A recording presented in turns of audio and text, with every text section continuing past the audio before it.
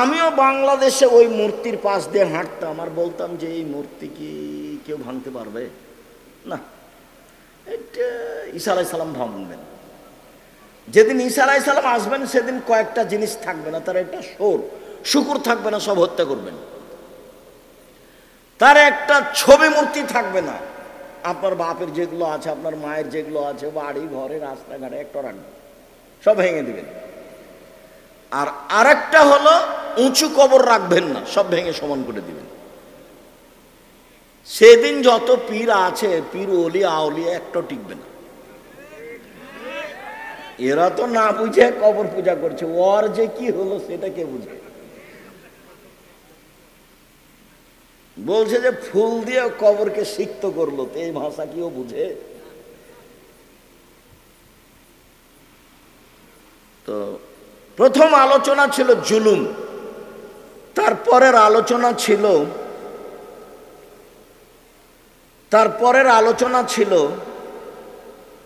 আত্মসাৎ, তারপরের আলোচনা ছিল ছবি মূর্তি। আমরা এই ঘটনার পরে সমাজের কাছে ধারাবাহিকভাবে এ আলোচনা করে আসছি। এখন আমাদের মিরপুরে নিয়মিত জুমা চালু হয়, আমরা পবিত্রতায় এসেছি। এখানে বিষয়ভিত্তিক বছর বছর যাবৎ ধারাবাহিক আলোচনা চলবে ইনশাআল্লাহ। ওখান থেকে একটা অংশ আজকে আপনাদের সামনে পেশ করি। আগে বলি, আল্লাহ তাআলা বলেন ফিহে রিজালুন ইউহিব্বুনা ইয়াতাতাহারু, সেই গ্রামে কতগুলি লোক আছে যারা পবিত্রতাকে ভালোবাসে, আর যারা পবিত্রতা অর্জন করেন আল্লাহ তাদের ভালোবাসেন। সেটা হলো মসজিদের নববী থেকে প্রায় 3 কিলোমিটার দূরে একটা গ্রাম কোবা, যেখানে আছে কোবা মসজিদ। সেই কোবা মসজিদে কেউ যদি 2 রাকাত সালাত আদায় করে নামাজ পড়ে, তাহলে সে উমরা করার সমান নেকি পাবে। এটা ব্যতিক্রম মসজিদ। মসজিদে নববীতে 2 রাকাত সালাত আদায় করলে উমরার নেকি হবে, এ কথা মুহাম্মদ সাল্লাল্লাহু আলাইহি ওয়াসাল্লাম বলেন। তো মসজিদে কোবাতে কেউ যদি 2 রাকাত সালাত আদায় করে, তাহলে কিসের নেকি পাবে? উমরার নেকি পাবে। হাদিস সহিহ। তো ওই এলাকার লোকেরা কি যে পবিত্রতা অর্জন করত, আল্লাহ তাদের প্রশংসা করছেন। তখন আমাদের নবী বলছেন, ও কোবাবাসী, তোমরা কি পবিত্রতা অর্জন করো যে আল্লাহ তোমাদের পবিত্রতার প্রশংসা করেন? তখন গ্রামবাসী বলছে যে তেমন তো কিছু দেখি না, তবে এক, পেশাব পায়খানার পরে আমরা পানি দিয়ে পবিত্রতা অর্জন করি। 2, ফরজ গোসল আমরা পানি দিয়ে পবিত্রতা অর্জন করি। 3, আমরা ওযু করি পানি দিয়ে। ও, এটাই হবে, এই কারণে আল্লাহ তোমাদের প্রশংসা করেছে।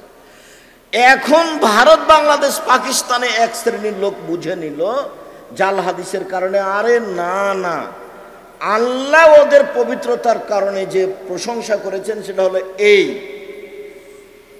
পেশাব করার পরে ঢেল টিস্যু পেপার নাও, 40 কদম হাঁটো, পায়ের উপরে পা উঠাও, খক খক করে কাশো, তাহলে এই সম্মান পাওয়া যাবে।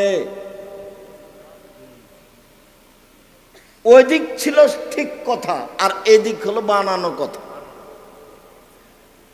তখন যখন এই বানানো কথা জাল হাদিস এদের সামনে দেওয়া হলো, তখন এরা বলল সুবহানাল্লাহ, আল্লাহ প্রশংসা করছেন এমন মানুষের, তাহলে গাড়ি ছুটে যাক, কিন্তু ঢেল নিয়ে 40 কদম হাঁটতে হবে। আচ্ছা, ও যে 40 কদম হাঁটবে, তার বউ হাঁটবে না? ধর্ম শুধু ওর জন্য নাকি? বউ কি করবো? বউ ঢেল নিয়ে 40 কদম হাঁটবে, বউ পায়ের উপরে পা উঠাবে, বউ খক খক করে কাশবে। পবিত্রতা। আবু মালিক আশআরী রাদিয়াল্লাহু তাআলা আনহু বলেন, রাসূল সাল্লাল্লাহু আলাইহি ওয়াসাল্লাম বলেছেন, আত-তাহুরু শাতরুল ঈমান, পবিত্রতা অর্ধেক ঈমান। এক বাক্য এমন ভাবে আল্লাহর নবী বললেন, আকাশ 6 বাক্য, মানে সারা দুনিয়া মিলে হলো অর্ধেক ইমান। সলাত মানে নামাজ, সিয়াম মানে রোজা, হজ, যাকাত, কোরআন তেলাওয়াত, তাসবিহ তাহলিল, ইবাদত বান্দেগি, দান খায়রাত, সব মিলে হলো অর্ধেক ইমান। আর পবিত্রতাই হলো অর্ধেক ইমান। মুসলমানের বাড়িঘর কোথাও ধুলাবালি থাকবে না, বিছনায় কাঁথা ল্যাপ তোষক সপ্তাহে পরিষ্কার করতে হবে। পাকিস্তানির মতো হওয়া হবে না, 2.5-3 মাস পরে গোসল। সবকিছু রেডি। বউটাকে একটু ঝকমকা হতে হবে, পরিবেশটা একটু সুন্দর করে রাখতে হবে। চাঁপা নওমজের ভাষাতে লেবড়ি হওয়া হবে না।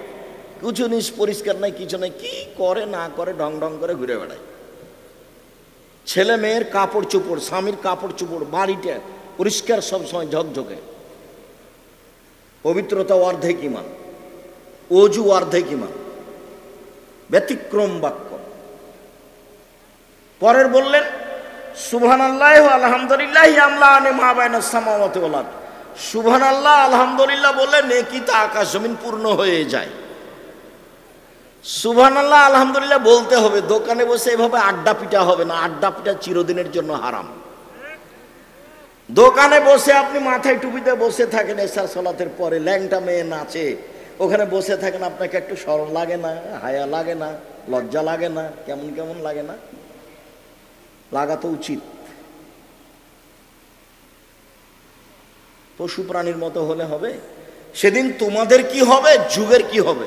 সেদিন তোমাদের কি হবে, যুগের কি হবে? যেদিন সমাজের লোকেরা হবে আগাছা। তো বলেন কি করতে হবে? ওয়াদা অঙ্গীকার থাকবে না, কেউ কাউকে মানবে না, মতবিরোধ এইভাবে দেখা দিবে। ডান হাতের আঙ্গুল বাম হাতের আঙ্গুলের ভিতরে ঢোকালেন, এই দেখো যেভাবে ঢুকে গেল, সমাজে মারামারি এইভাবে বেড়ে যাবে, কেউ কাউকে মানবে না। তখন তোমাদের কি হবে, যুগের কি হবে? বলেন কি করতে হবে, আপনি বলেন। হ্যাঁ, এক মুখখান বন্ধ রেখো। ওইভাবে আড্ডা পিটা হবে না, দোকানে বসে গল্প চলবে না। এক মুখখান বন্ধ রেখো, ভালো ছাড়া মুখে খুলবে না, যা হবে হবে।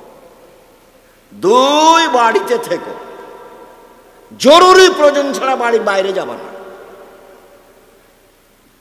জরুরি প্রয়োজন ছাড়া বাড়ি ত্যাগ করা হবে না। আপনার বউ তো বহু দূরের কথা, বউ ঘুরে বেড়াচ্ছে, ওটা তো কাপুরুষ। শয়তানি করে জোরে আমিন বলে ধর্ম দেখান আপনি।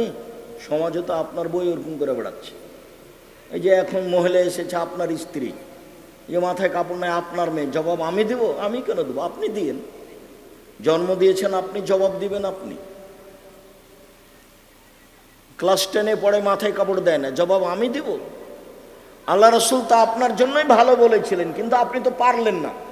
আল্লাহ রসুল বলছেন মান আলা জারিয়াতাইনে, পৃথিবীর মানুষ শুনে রেখো, কেউ যদি 2টা মেয়ের লালন পালন করে, ওয়াদাবাহুয়া, তাদের যদি শিষ্টাচার শিখিয়ে দেয়, তাহলে ওই বাপ আর আমি জান্নাতে এভাবে থাকবো। তখন আঙ্গুল দুটোর মধ্যে ফাঁকা রাখলেন না। আর যখন বললেন পৃথিবীর মানুষ শুনে রেখো, যে এতিমের লালন পালন করবে সে আর আমি জান্নাতে এভাবে থাকবো, তখন একটু ফাঁকা রাখলেন। আমি মনে হয় বুঝাতে পারিনি কথা। কেউ যদি এতিমের লালন পালন করেন, সেই লোকটা আর আল্লাহর নবী জান্নাতে কিভাবে থাকবেন? একটু ফাঁকা। আর কেউ যদি 2টা মেয়ের লালন পালন করে, সেই বাপ আর আল্লাহ নবী জান্নাতে কিভাবে থাকবেন? একসাথে। তো মেয়ে লালন পালন করেন, আল্লাহ তো আপনাকে মেয়ে দিয়েছেন, আপনি তার মূল্যায়ন করলেন না, খালি আম্মু বলে ডেকেই শেষ করলেন। যাহাই চাইল তাহাই দিলেন, ভালোবাসা দেখিয়ে মোবাইল কিনে দিলেন। তো সেটা কি লালন পালন হলো? আবার বলছেন মানালা সালাসা বানাতিন, কেউ যদি 3টা মেয়ের লালন পালন করে, শিষ্টাচার শিখিয়ে দেয়, বিদ্যা শিখিয়ে দেয়, বিবাহ শাদী দিয়ে দেয়, তাহলে ওই 3টা মেয়ে থাকবে ওইদিকে জাহান্নাম, আর এইদিকে ওর বাপ, আর মধ্যে হলো মেয়ে তিনটে। কুন্নাল্লাহু সিতরান মিনান নার, ওরা তিনটে মেয়ে বাপের জন্য জাহান্নাম থেকে অন্তরাল হয়ে যাবে। আমার বাপকে আগে জান্নাতে দিতে হবে, তারপরে কোনো কথা। এত শক্ত হয়ে বিচারের মাঠে মেয়েরা বেঁকে বসবে যে জান্নাতে দেওয়া ছাড়া আল্লাহর পথ থাকবে না, উনি দিবেনি। তো মেয়ে লালন পালন করলেন কিভাবে যে উল্টা জাহান্নামের পথ খুলে গেল, উল্টা জাহান্নামের পথ খুলে গেল। বাপ লালন পালন করেন, আদর দিয়ে চুমা খেয়ে 8-10 বছর যাবত লালন পালন করেন, এবার বড় হয়েছে তো এবার লাঠি। কথা তো আমি বলিনি, এটা নবী বলছে। দেশের সরকার বা আরো যদি কেউ লাঠি তুলে দেয় তো নবীর কথা কি উঠে যাবে? 5টা হাদিসে ধারাবাহিক উল্লেখ হয়েছে পরিবার কন্ট্রোল করতে হবে লাঠি দিয়ে, আমি বলিনি এই কথা। তার মধ্যে একটা আছে হাদিস, আল্লাহ রাসূল বলছেন আল্লে কাসাকা আদাবান মিনা হালেক, তোমার লাঠিটা দরজায় সামনে ঝুলিয়ে রাখ, ঝুলবে লাঠি, ছেলে মেয়ে বউ দেখবে। বাবা একটু 19-20 হলে এটা আমি এই কথা বলি। আবার বলছেন লাঠিটা ছেলে মেয়ের উপর থেকে উঠিয়ে নিও না, মানে সময়ে দিবা। তা আদর যতদিন ছিল ছিল, আদর যখন শেষ তখন লাঠি। আর মেয়ে তো মায়ের খেয়েছে, মায়ের কারণে মেয়ের দুর্ঘটনা ঘটেছে, মায়ের কারণে। ও তো আসলে জানে না মা কাকে বলে। মেয়ে ও জন্ম নিয়েছে, বড় হয়েছে, আর বাপ বিবাহ দিয়েছে, স্বামীর কাছে গেছে, তাই ছেলে মেয়ে হয়েছে, তাই ও মা। সে আলোচনাতে আমরা পৃথিবীর বড় বড় জালেমদের কথা উল্লেখ করেছি, যারা মানুষের প্রতি জুলুম করেছে। সবাই এক সময় দুনিয়া থেকে চলে গেছে।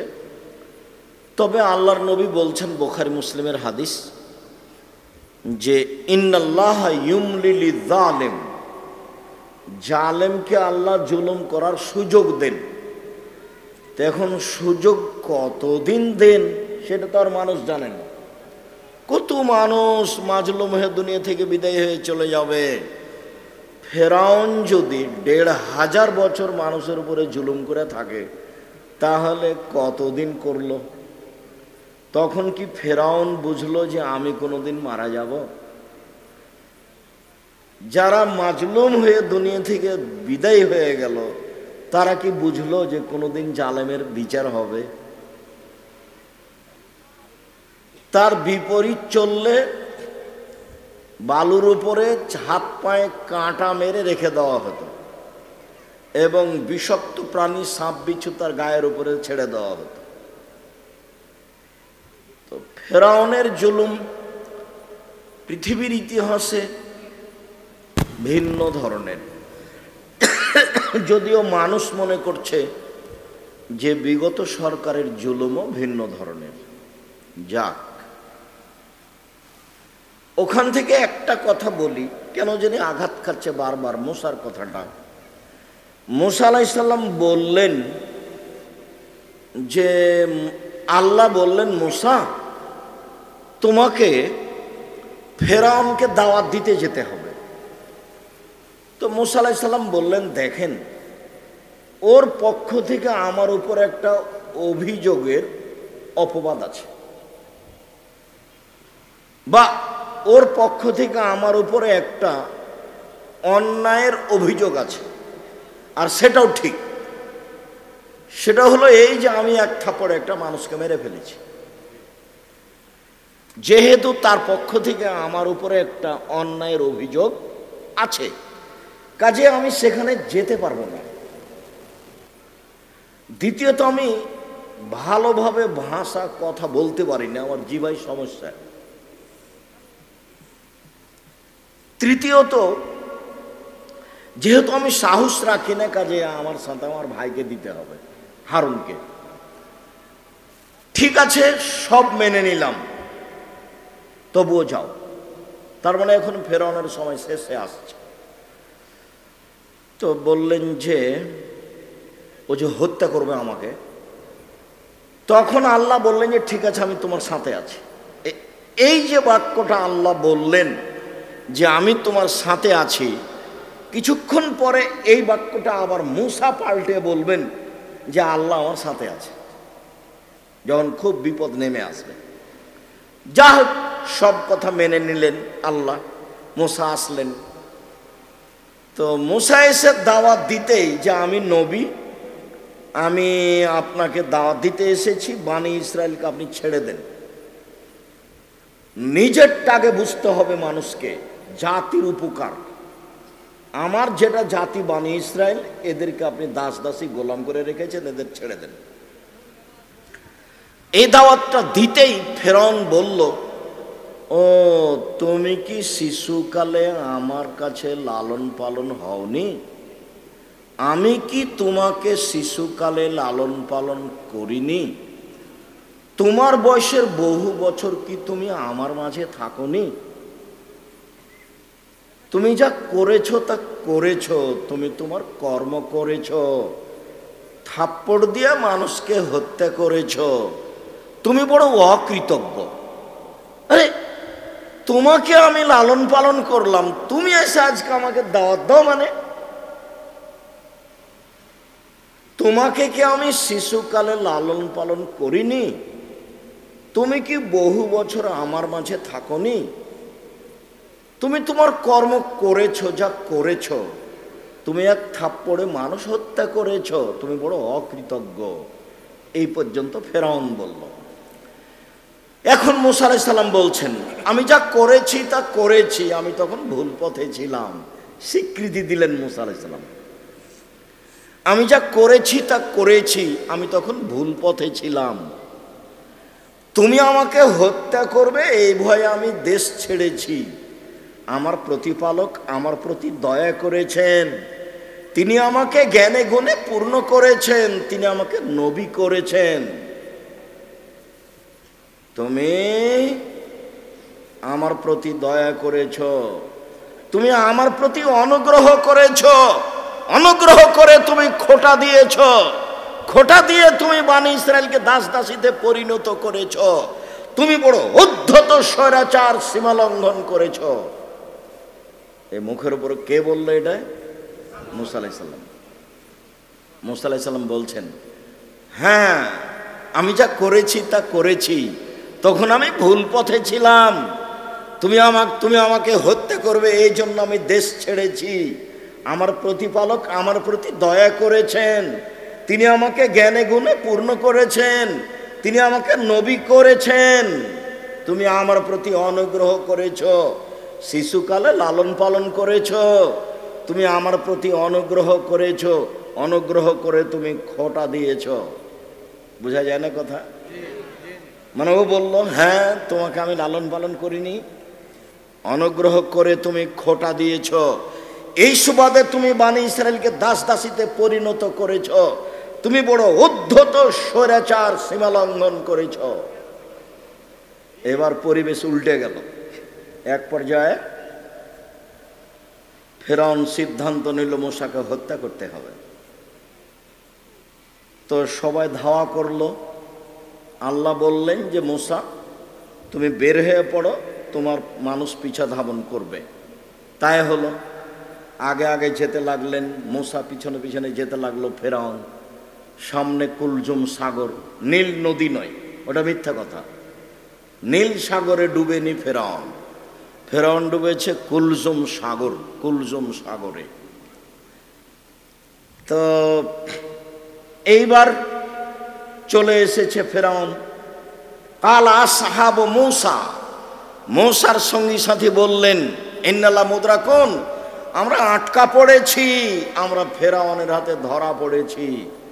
সামনে পিছনে ফেরাউন, ডানে বামে ফেরাউন, সামনে সাগর, বাঁচার কোনো পথ নেই। তখন মূসা আলাইহিস সালাম বলছেন, কাল্লা, কখনো নহে, অসম্ভব, এটা হতে পারে না, ফেরাউন আমাকে ধরতে পারে না। ইন্না মাইয়া রাব্বি, আমার সাথে আমার প্রতিপালক রয়েছেন, সাহেদিনী, তিনি আমাকে পথ দেখাবেন। একটু আগে যে আল্লাহ বললেন যে আমি তোমার সাথে আছি, এখন মূসা বলছেন যে আল্লাহ আমার সাথে আছে। তারা তো বললো আমরা আটকা পড়েছি, এখন তো আর আমাদের বাঁচার কোনো পথ নেই। যেহেতু সামনে সাগর, পারও হতে পারবো না, তো সাগর তো যা হওয়ার তাই হয়ে গেল, রাস্তা হয়ে গেল। তো ফেরাউন আসলে বুদ্ধি কম এ কথা নয়, ফেরাউন খুব হুঁশিয়ার মানুষ, সচেতনতার অভাব ছিল না। আজও যদি মিশর বিমানবন্দরে নামেন, কায়রো বিমানবন্দরে, বিমানবন্দর থেকে বের হলে ফেরাউন আপনাকে স্বাগতম জানাচ্ছে এভাবে। তার মানে ফেরাউনের এ করা হয়েছে, ওইভাবে টিভিতে আকৃতি দেওয়া হয়েছে, বিশাল টিভি, আপনাকে ফেরাউন স্বাগতম জানাচ্ছে। দেখেন মানুষের কেমন অবস্থা, ফেরাউনকে সম্মান করছে এভাবে, অথচ তারা মুসলিম দেশ। তো তখন মুসা আলাইহিস সালাম বললেন, না এটা হতে পারে না, তোমরা যেটা বুঝেছো সেটা নয়। তো রাস্তা তো হয়ে আছে দুই দিকে, শুখার পানি দাঁড়িয়ে আছে, আর এত গভীর রাস্তা, দুই দিকে পানি দাঁড়িয়ে আছে, তার মানে পানির গভীরতা যত বেশি, পানির পাহাড় উঁচু তত বেশি। পানির গভীরতা যদি 3 কিলোমিটার হয়, তাহলে পানির পাহাড়টা কত উঁচা হয়ে আছে? 3 কিলোমিটার হয়ে আছে। এখন ফেরাউনের বুদ্ধি কম এ কথা নয়, যখন মানুষ খুব রাগ করে তখন বুদ্ধি কমে যায়। মানে যার কারণে রাগ করলে, রেগে গেছে তো হেরে গেছে, রেগে যেটা বলবেন সেটা ভুল হবে, এত রাগ যে ওকে মারবেই, তো এখন আর বুদ্ধি কাজ করে, ওই রাস্তাতে নেমে গেছে। তো রাস্তা নয়, তো রাস্তা নয়, যা হওয়ার তাই হলো। এমনভাবে নিঃস্ব হয়ে ফেরাউন ডুবে গেল যে আশ্রয় নেওয়ার মতো কোনো পথঘাট ছিল না। কেন যে মানুষ জুলুম করে, আমি জালেমের অবস্থা দেখাতে দেখাতে দেখাতে এ কথাও বলেছি। দেখেন না আপনি, খুলনার অঘোষিত সম্রাট এরশাদ শিকদার মেয়ের মাথায় একটু হাত লাগাতে চেয়েছিল, সেটা সম্ভব হয়নি, পরিবেশ তার অনুকূলে হয়নি।